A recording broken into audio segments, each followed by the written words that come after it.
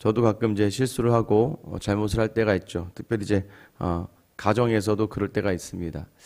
그런데 꼭 누가 가장 많이 저에게 그 잘못된 행동들, 때로는 좀 이해가 되지 않는 행동들을 이렇게 지적하냐면 꼭 넷 중에 말을 제일 안 듣는 아이가 아빠 그러면 안 되지, 목사님이 그러면 안 되는 거지 라고 하면서 저의 어떤 문제들을 지적할 때가 있어요. 처음에는 그냥 웃고 넘깁니다. 아니 지나 잘할 것이지 제 말 안 듣는 것이 말이야 라고 하다가, 근데 갑자기 좀 곰곰이 생각해 보면 저희 아이 보기에 아빠 목사님이 그러면 안 되지 라고 했다는 것은 가지고 있는 기본적인 도덕적인 틀이 있고 자기들이 가지고 있는 기본적인 생각의 틀이 있다는 거죠. 거기에 아빠가 목사로서는 충족하지 않았다는 것을 이야기하는 거예요. 처음에는 무시합니다. 야 너나 잘해. 그러나서 이내 생각할 때 다음부터는 그러지 말아야겠다.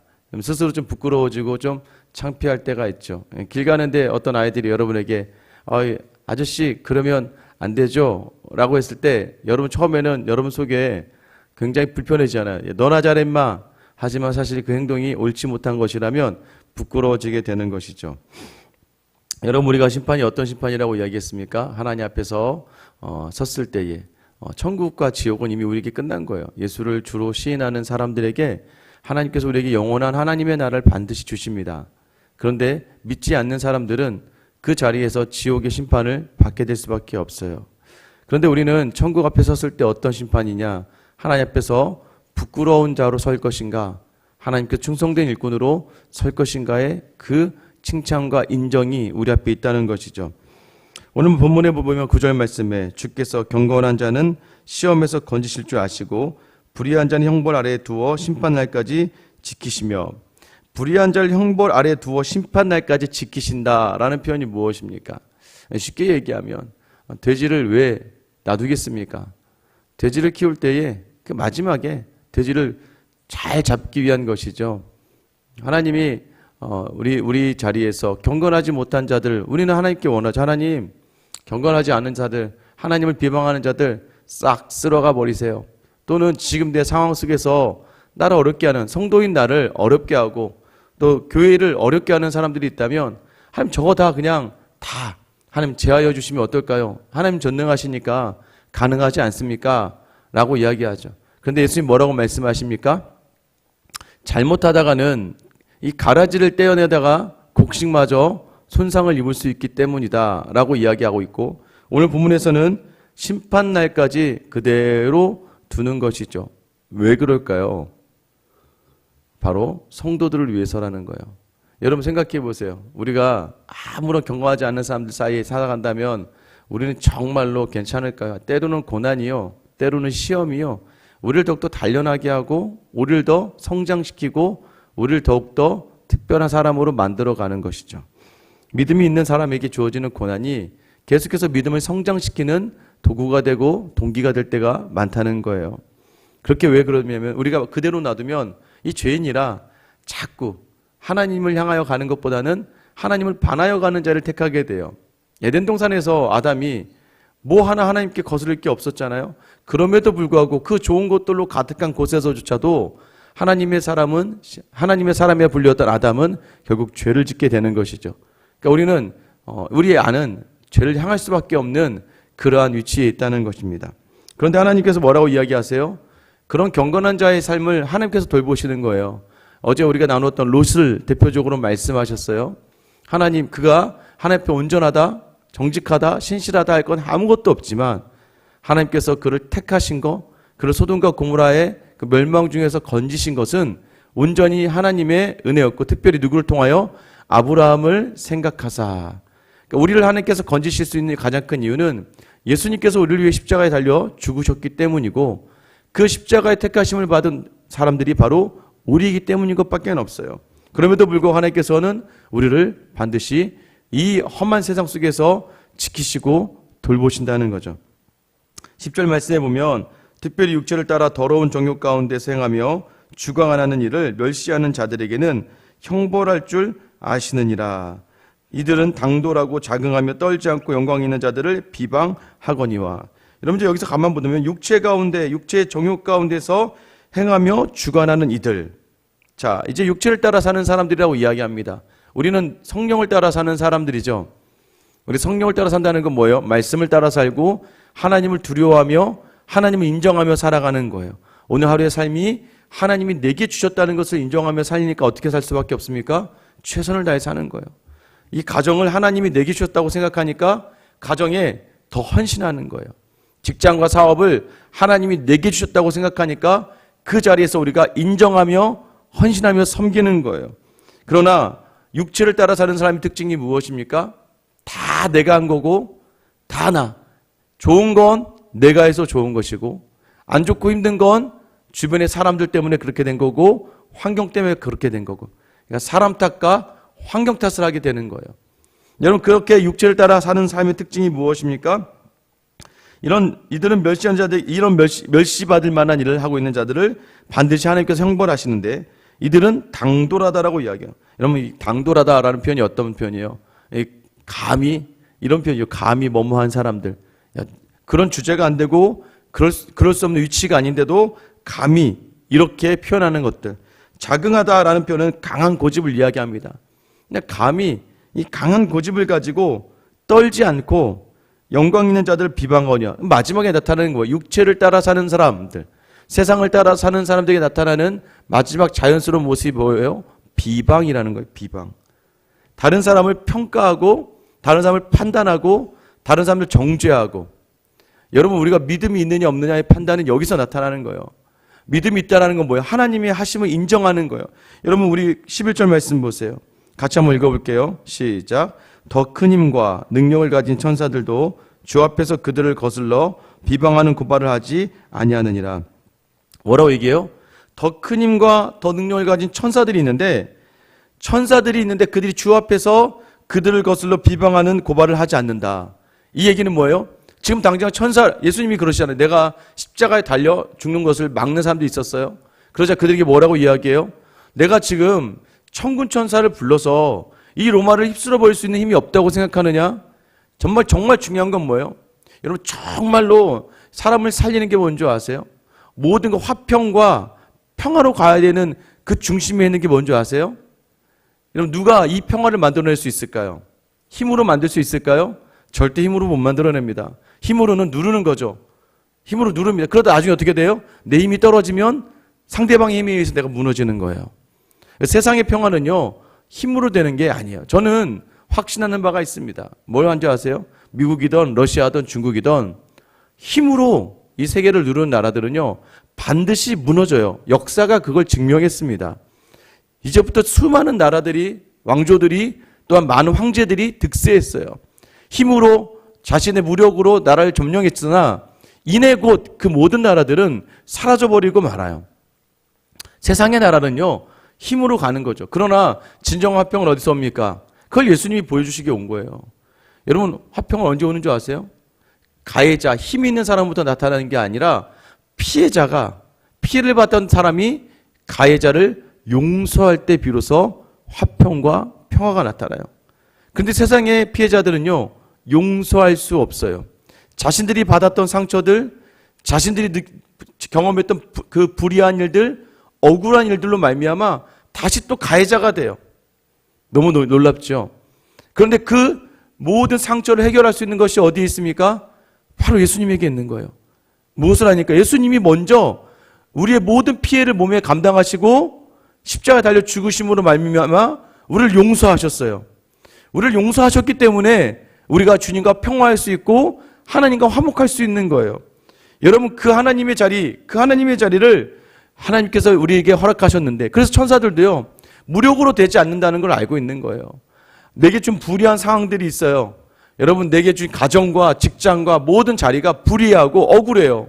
그래서 많은 사람들은요, 힘이 없으니까 참는 거예요. 자기가 착해서 참는 게 아니에요. 저도 모르겠습니다. 저도 아직은 작은 교회 목사라서 제가 이렇게 겸손할 수도 있어요. 여러분, 기도 많이 해주셔야 돼요. 계속해서 저랑 소통하셔야 돼요. 만약 저희가 막 몇천 명, 몇몇 명이 나온 교회 목사다. 여러분, 겸손하게 될 수 있는 가능성이 얼마나 될까요? 항상 두렵고 떨리는 마음을 가져야 돼요. 저는 그러지 않을 겁니다. 누가 그렇게 장담하였습니까? 누가 그렇게 장담할 수 있어요? 저도 그렇게 될 수 있는 거예요. 그러니까 지금 우리가 지금의 모습을 보셔야 돼요. 내가 힘이 없어서, 내가 아무것도 없어서 겸손한 건지 착한 건지.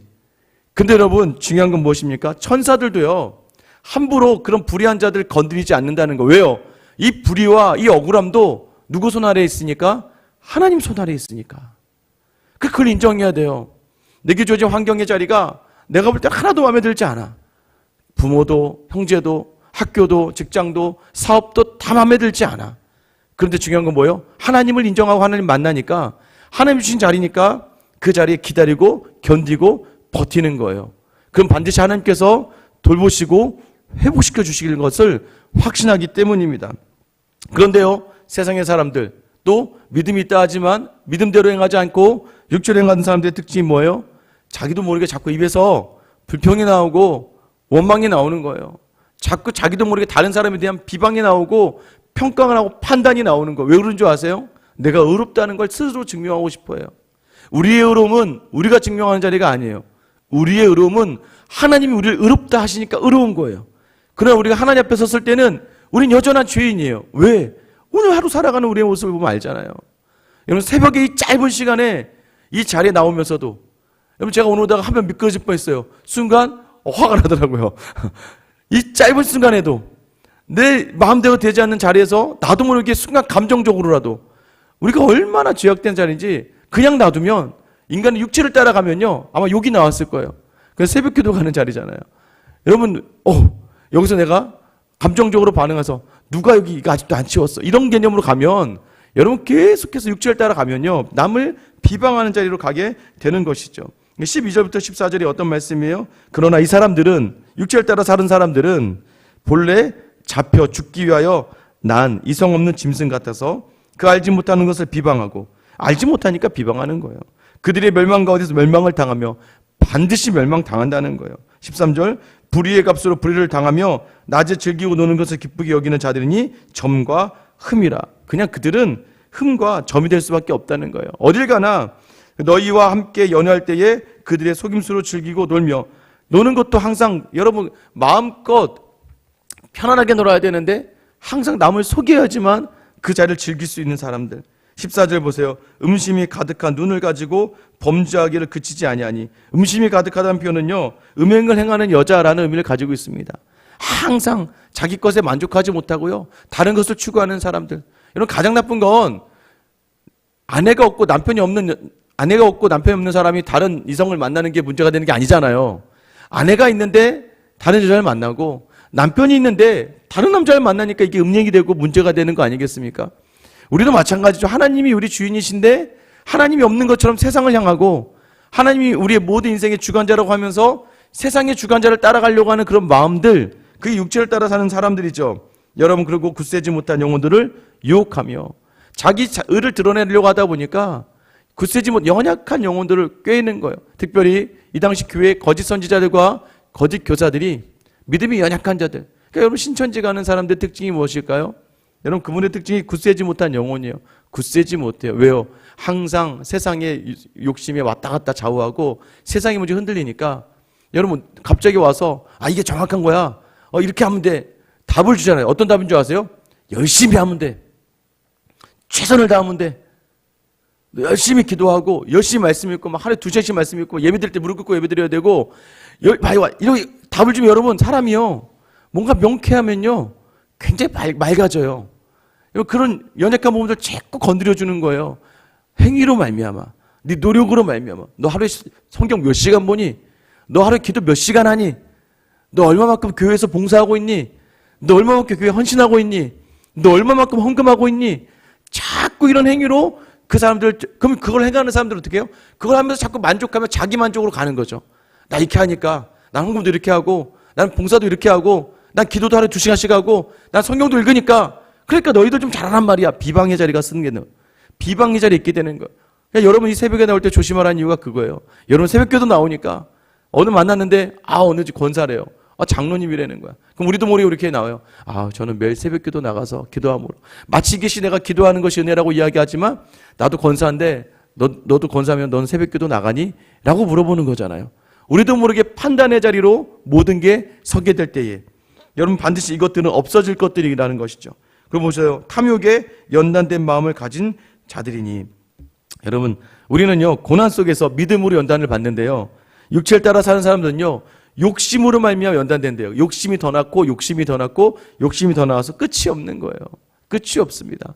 여러분, 만족할 수 있는 삶, 그래서 믿음으로 참아내고 절제하는 삶. 그래서 이제 베드로가 얘기했잖아요. 믿음은 절제를, 그 절제를 통해서 경건으로 나아가고 경건의 자리에 마지막에 사랑이 나타난다고 이야기하잖아요. 그런데 그게 없으면요, 욕심으로 연단되면 욕심으로 가득하는 거예요. 여러분, 오늘 하루 여러분의 삶에 만족하십니까?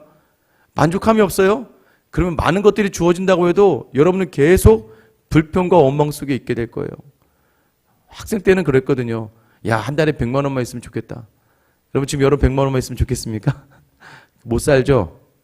지금 500만 원만 있으면 좋겠다. 좀 다 지나 500만 원 생겨보세요. 1000만 원만 있으면 좋겠다. 1000만 원 버시는 분요, 2000만 원 있어야 돼요. 물질은요, 끝이 없거든요. 그래서 이 땅을 행복하게 살아가는 방법은 지금 내게 있는 걸로도 만족하지 못하면 그 다음에 만족은 없는 거예요. 지금 내게 주어진 아내와 남편에게 만족하지 않으면 그 다른 것들이 주어진다고 해도 만족하지 않는 거예요. 지금 내 자녀에게 만족하지 않으면 이 자녀가 내가 원하는 선에 이른다 할지라도 만족하지 않고 계속 이 자녀에게 무언가를 바라게 될 수밖에 없는 거예요. 그래서 중요한 것이 무엇입니까? 믿음을 따라가야 되는데, 자, 끝이 어떻게 될까요? 우리가 믿음을 놓치면 15절 말씀, 그들이 바른 길을 떠나 미혹되어 부올의 아들 발람의 길을 따르는도다. 그는 불의의 삭슬 살아가다가 자기의 불법으로 말미암아 책망을 받되 말하지 못한 나귀가 사람의 소리로 말하여 이 선지자의 미친 행동을 저지하였느니라. 이스라엘 저주하라고 하는 그 부탁을 받아요. 돈을 많이 줄게. 처음에 안 간다고 얘기해요. 근데 그 욕심이 벌써 들었어요. 그러자 그가 이스라엘을 저주하기에 갔던 그 발걸음에 어떤 일이 일어납니까? 나귀가 계속 그 자리에 뛰고 못 막으니까 나귀를 자꾸 치죠. 그러자 그때 하나님이 나귀의 입을 여셨습니다. 너 죽으러 가는 거면 앞에 안 보여? 천사가 지금 칼을 들고 서 있는데, 이게 뭐예요? 나귀에게 지금 오히려 저지받고 있는 미친 행동이라고 성경은 이야기해요. 무엇입니까? 우리가 육체를 따라 살아가는 모든 자리가 반드시 정말 이 짐승과 같은 것들에게도 조롱당할 수 있는, 어제 말씀에서 뭐라고 말씀드렸어요? 하나님의 말씀이 훼손되는 가장 좋은 방법이 뭐라고요? 우리를 흔들면 돼요. 성경? 여러분 보세요. 야, 예수? 사랑? 웃기고 있네. 네가 어디 사랑이냐? 너 하는 거 보니까 사랑 없네. 여러분, 우리가 예수를 사랑하면 사랑할수록 그 사랑이 더해지면 더해질수록 우리 행동과 우리 모습과 우리 말을 더욱더 두렵고 떨림으로 있어야 될 이유가 바로 그거예요. 아직 모를 때는 괜찮아요. 그러면서 얘기하세요. 야, 내가 잘해서 이 자리에 있는 거 아니고 그냥 은혜로 부르셔서 있는 거야. 부모의 자녀라는 것이 다 자녀가 부모에게 잘하는 건 아니고, 또 못하고 상처있고 부끄러운 자녀도 자녀잖아. 아직은 내가 그래. 그러니까 너 자꾸 나 때문에. 제가 만나는 사람들이 그 얘기예요. 제가 주변에 있는 우리 교회도 마찬가지겠죠. 이제 좀 어려움이 있었던 학원에 가서도 저는 선생님께서 교회 때문에 예수님을 만나는 자리를, 예수님에 대해서 좋지 않은 생각과 또 성도에 대해서 나쁜 생각을 가지지 않게 되길 바랍니다. 여러분, 그것이 바로 우리가 보여줘야 될 모습 아니겠습니까? 오늘 하루 여러분의 삶이 주어져요. 여러분, 오늘도 육체를 따라가면 반드시 이 나귀와 같은 것들에 여러분 저지당하고 책망받게 될 거예요. 그 부끄러운 자리에 서지 마시고 오늘 믿음을 따라가며 여러분의 삶의 자리에서 나로 인해 복음이 훼손당하지 않도록, 오히려 나로 인해서 예수 그리스도가 드러날 수 있도록 여러분의 삶의 자리를 만족함으로 감당할 수 있는 귀한 하루를 살아가시길 예수님의 이름으로 축원합니다. 기도하겠습니다. 하나님, 오늘도 우리가 주님을 믿고 따르는 마음으로 이 새벽에 나와 기도합니다. 이 새벽에 자리를 열고 하나님께서는 하나님의 사람들에게, 하나님, 오늘도 우리의 자리는 믿음으로 연단되는 자리인 줄 믿사오니 이 모든 것 하나님 원망스럽고 내 마음대로 되지 않고 불평과 핑계의 자리가 계속 나올 수밖에 없으나 이거 다 하나님이 주신 것이라면 하나님, 이 시간에 우리가 주어진 것들에 만족할 수 있고 여전히 내 마음의 생각과 괴리가 있다면 간구하여 하나님의 뜻을 알아가고 하나님이 일하시는 것을 경험하는 귀하고 복된 성도의 삶을 살게 하여 주시옵소서. 하나님, 그러게 하여 우리 자리가 비판의 자리가 되지 않게 하여 주시옵소서. 불평과 원망의 자리가 되지 않도록 주님 도와주셔서 우리의 입과 마음과 생각을 주님 앞에 지켜내며 우리는 믿음의 자리에서 심령의 아픔을 겪지만 주님은 반드시 우리를 도우시는 분임을 기억하며 모든 자리자리마다 주님과 동행하는 하루를 살아가는 저 우리 모든 성도들의 하루가 되게 하여 주시옵소서. 오늘도 이 땅에 모든 수치와 모든 부끄러움과 모든 멸시의 자리를 우리를 위하여 지고 가시고 그 모든 피해 자리에서도 우리를 넉넉하게 용서하시는 그 사랑에 우리 주 예수 그리스도의 이름 받들어 기도드립니다. 아멘. 이런 시간 여러분 기도하실 때